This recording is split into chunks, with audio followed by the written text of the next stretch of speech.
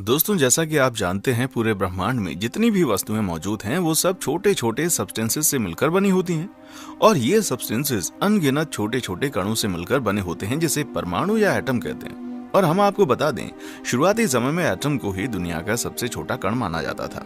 हालांकि बाद में ये पता चला कि एटम से भी छोटे पार्टिकल्स दुनिया में मौजूद हैं, जिनमें से एक को इलेक्ट्रॉन कहा जाता है, जो कि परमाणु यानी एटम का हिस्सा होता है।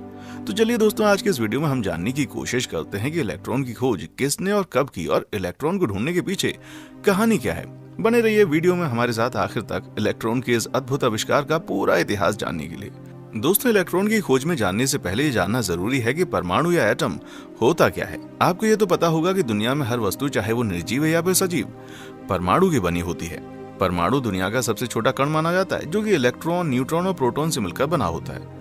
आपको बता दें, परमाणु में इलेक्ट्रॉन और प्रोटॉन की संख्या बराबर होती है और साथ ही इसके केंद्र में एक न्यूक्लियस होता है, जिसके चारों ओर इलेक्ट्रॉन तेज गति से चक्कर लगाते हैं। ये बिल्कुल ठीक उसी तरह से जैसे सारे ग्रह सूर्य के चारों ओर परिक्रमा करते हैं। दोस्तों, आप शायद ये जानते होंगे कि महान भौतिक वैज्ञानिक जे थॉमसन ने वर्ष 1897 में इलेक्ट्रॉन की खोज की थी। और आपको बता दें, जे थॉमसन एक ब्रिटिश नागरिक थे, जो कि कैम्ब्रिज विश्वविद्यालय में प्रायोगिक भौतिकी के प्रोफेसर थे और 1884 से 1919 तक कैवेंडिश प्रयोगशाला के निदेशक भी थे, जिन्हें कैथोड के इलेक्ट्रिक डिस्चार्ज पर प्रयोग करते हुए इलेक्ट्रॉन की उन्होंने महत्वपूर्ण खोज की।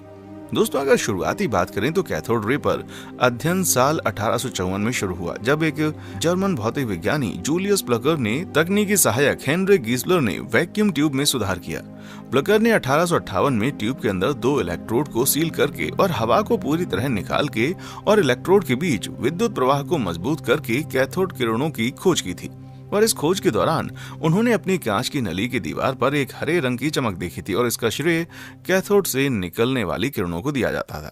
फिर 1869 में बेहतर वैक्यूम के साथ जोहान डेब्यू ने कैथोड के सामने रखी किसी वस्तु द्वारा डाली गई छाया को देखा।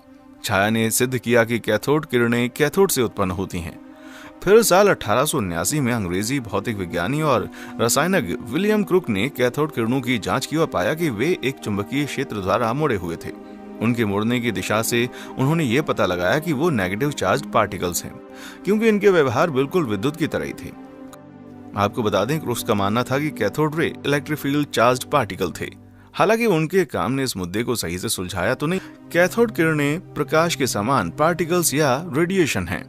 1880 के दशक के अंत तक कैथोड किरणों की प्रकृति पर विवाद ने भौतिकी समुदाय को 2 शिविरों में बांट दिया।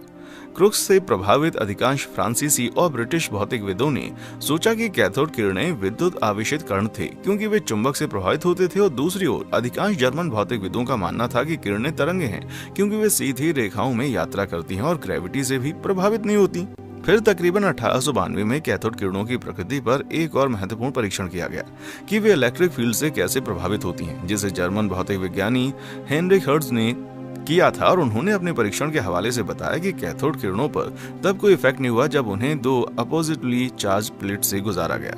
फिर तकरीबन साल 1897 में इंग्लैंड में जे थॉमसन ने सोचा कि शायद हर्ट्ज के वैक्यूम में कोई कमी रही होगी, जिस वजह से रेसिडुअल गैस ने कैथोड किरणों पर इलेक्ट्रिक फील्ड के प्रभाव को कम कर दिया होगा, जिस वजह से थॉमसन ने 1897 में एक बेहतर वैक्यूम के साथ हर्ट्ज के प्रयोग को दोहराया। उन्होंने 2 पैरेलल एल्यूमिनियम प्लेटों के बीच कैथोड किरणों को एक ट्यूब के अंत तक डायरेक्ट किया, जहां उन्हें कांच पर ल्यूमिनेसेंस या यूं कहें एमिशन ऑफ लाइट दिखाई दिया, या सिंपल भाषा में कहें तो उन्हें प्रकाश की चमक दिखाई दी। उन्हें लगा कि यह चमक कैथोड की कुछ किरणों की वजह से है, इसलिए उन्होंने कैथोड पर एक और प्रयोग करने की सोची। इस प्रयोग के लिए उन्होंने एक कांच की ट्यूब ली और इस ट्यूब में अच्छे से वैक्यूम पैदा किया।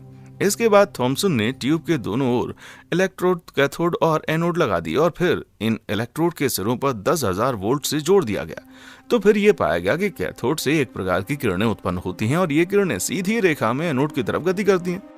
ये कण कैथोड से एनोड की तरफ जा रहे थे, अर्थात पॉजिटिव की ओर गति कर रहे थे। इसका अर्थ ये था कि इन किरणों पर नेगेटिव चार्ज है, जिससे ये पॉजिटिव एनोड की तरफ गति करते हैं। सर जे थॉमसन ने कई बार इलेक्ट्रोड की धातु बदलकर तथा नली में ली गई गैस को बदलकर यह प्रयोग दोहराया, किंतु हर बार उन्हें एक ही बात देखने को मिली, जिसके बाद जे थॉमसन ने इन नेगेटिव कणों को नेगाट्रॉन नाम दिया, जिन्हें कैथोड किरण भी कहा जाता है। फिर कुछ वर्ष बाद स्टोनी नामक वैज्ञानिक ने इन किरणों को इलेक्ट्रॉन का नाम दिया।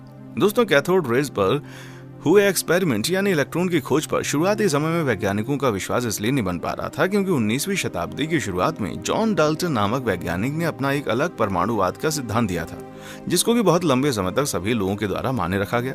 जॉन डाल्टन के परमाणुवाद सिद्धांत में उनके द्वारा ये कहा गया था कि पदार्थ की सबसे छोटी संरचनात्मक इकाई परमाणु यानी एटम होती है, जो कि विभाजित नहीं है।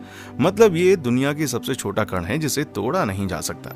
लेकिन उसके कुछ समय बाद यानी आज से लगभग 125 वर्ष पहले अप्रैल 1897 ईस्वी में ब्रिटिश वैज्ञानिक जे थॉमसन ने क्रुक्स ट्यूब पर काम करते हुए एक बिल्कुल नए कण की खोज की, जो कि अविभाजित था और अंत में इसी कण को इलेक्ट्रॉन का नाम दिया गया। आपको बता दें, इलेक्ट्रॉन पहला ऐसा कण था जिसे परमाणु से भी छोटा पाया गया था। इसके पहले परमाणु को सबसे छोटा कण माना जाता था और उसके साथ ये भी माना जाता था कि परमाणु को कभी भी विभाजित नहीं किया जा सकता है। दोस्तों, इलेक्ट्रॉन की खोज के बाद एटम पर और भी कई तरह के प्रयोग किए गए और कुछ वर्ष के बाद इन प्रयोगों से पता चला कि परमाणु केवल इलेक्ट्रॉन से नहीं बना होता है, बल्कि इसमें न्यूक्लियस भी होता है। आपको बता दें कि रदरफोर्ड नाम के वैज्ञानिक ने साल 1911 में न्यूक्लियस की खोज की थी और बताया था कि परमाणु में इलेक्ट्रॉन के अलावा न्यूक्लियस भी होता है और इलेक्ट्रॉन इसी न्यूक्लियस के चारों ओर चक्कर लगाते हैं। दोस्तों, आपको बता दें, इलेक्ट्रॉन की खोज के बाद इस पर अलग अलग तरह के परीक्षण भी किए गए, जिसके बाद इलेक्ट्रॉन के वजन और इसके चार्ज के बारे में पता चल सका। आपको बता दें, इलेक्ट्रॉन का वजन प्रोटॉन और न्यूट्रॉन से भी कम होता है। इसका वजन और इसका चार्ज आपको स्क्रीन पर दिखाई दे रहा होगा। दोस्तों, इलेक्ट्रॉन की खोज के बाद कई वैज्ञानिकों ने इससे जुड़े कई अद्भुत आविष्कार किए, जो कि इलेक्ट्रॉन की खोज के बिना संभव नहीं थे, जिनके बारे में हम आपको अपनी अगली वीडियो में बताएंगे। आज के लिए बस इतना ही। चैनल को लाइक, शेयर और सब्सक्राइब करना ना भूलें। देखने के लिए शुक्रिया।